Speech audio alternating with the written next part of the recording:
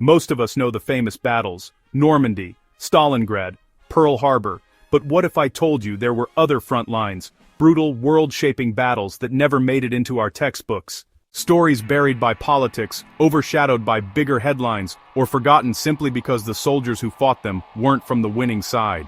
Today, we uncover 3 forgotten battles that changed history, without ever being credited for it. In 1942, deep in the jungles of Southeast Asia, Allied and Japanese forces clashed in one of the harshest battlegrounds ever known, not just soldiers, but malaria, monsoon mud, and starvation. The forgotten heroes?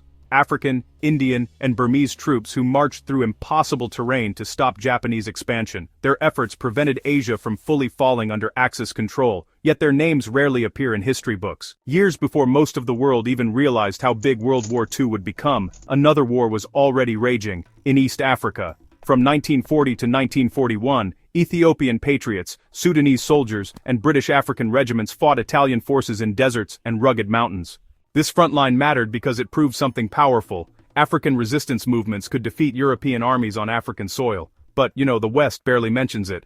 In 1944, 2,500 Allied men faced 15,000 elite Japanese troops. The fighting was so intense that the two sides battled from trenches so close their grenades landed in each other's laps. It became known as the Stalingrad of the East, the turning point that stopped Japan from invading India. But when people discuss World War II turning points, Kohima is almost never mentioned. These battles shaped borders, broke empires, saved nations, yet they remain forgotten. Why? Because history is often written from the top, not from the trenches.